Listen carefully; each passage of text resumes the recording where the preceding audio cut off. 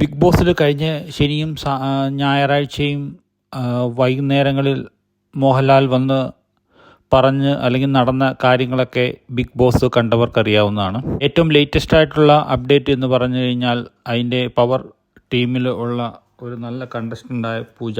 നമുക്കറിയാം wild card entry കൂടെയാണ് പൂജ big ബോസിൽ പ്രവേശിച്ചത്. അപ്പം ഇന്നലെ ടാസ്ക് കഴിഞ്ഞത് മുതൽ രാവിലെ പൂജ ഭയങ്കരമായിട്ട് നടുവേദന. അപ്പം പവർ ടീമിലുള്ള മറ്റ് അംഗങ്ങൾ ചോദിക്കുന്നുണ്ട് എന്ത് പറ്റി. അപ്പോൾ അവർ പറയുന്നുണ്ട് ഇന്നലത്തെ ടാസ്ക് കഴിഞ്ഞത് പിന്നെ പെട്ടെന്ന് ശരീരം അനങ്ങിയതുകൊണ്ടായിരിക്കും. ടോയ്ലറ്റിലൊക്കെ പോയിട്ട് എനിക്ക് ഇരിക്കാൻ തന്നെ വയ്യായിരുന്നു. പെട്ടെന്ന് ഞാൻ ഇവിടെ വന്ന് കിടക്കുകയായിരുന്നു. എനിക്ക് ശരീരം അനക്കാൻ പോലും വയ്യ. സഡൻ ഷൂട്ടപ്പ് പെയിൻ ആണ് എന്ന്. പിന്നെ ഹൗസിലുള്ള അംഗങ്ങൾ ബിഗ് ബോസിനെ അറിയിക്കുകയും അങ്ങനെ മെഡിക്കൽ സർവീസ് വന്ന് സ്ട്രെച്ചറിൽ പൂജനെ കിടത്തി ഹോസ്പിറ്റലിലേക്ക് കൊണ്ടുപോകുന്നതുമാണ് നമ്മളെ വീഡിയോയിൽ കാണിക്കുന്നത്. കാരണം നേരത്തെ എന്തെങ്കിലും സ്പൈൻ പ്രോബ്ലം ഉണ്ടായിരുന്നിരിക്കണം. അല്ലെങ്കിൽ പെട്ടെന്ന് ഒന്ന് ഇടറിയെന്ന് വെച്ച് ഇത്രയും വേദന വരാൻ സാധ്യത കുറവാണ്. ഒന്നുകിൽ നേരത്തെ ചെറുപ്പത്തിൽ എന്തെങ്കിലും വീണുകൊണ്ടോ അല്ലെങ്കിൽ എന്തെങ്കിലും സ്പൈനൽ പ്രോബ്ലം ഉണ്ടായിരുന്ന് അതിൻ്റെ തെറാപ്പിയൊക്കെ കഴിഞ്ഞ് ഓക്കെയായി പ്രശ്നങ്ങളൊന്നുമില്ലാതെ മുന്നോട്ട് പോവുകയായിരുന്നായിരിക്കണം.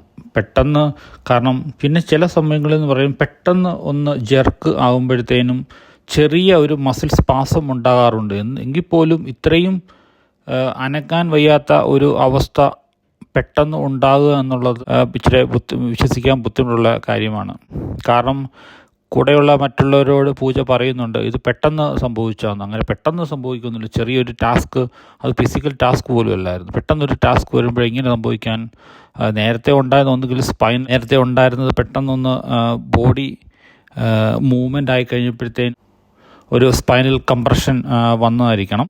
ഇനിയിപ്പം അതായത് സാധാരണ ഇവർ ചെറിയ അനാൽജസിയൊക്കെ കൊടുത്ത് നോക്കും.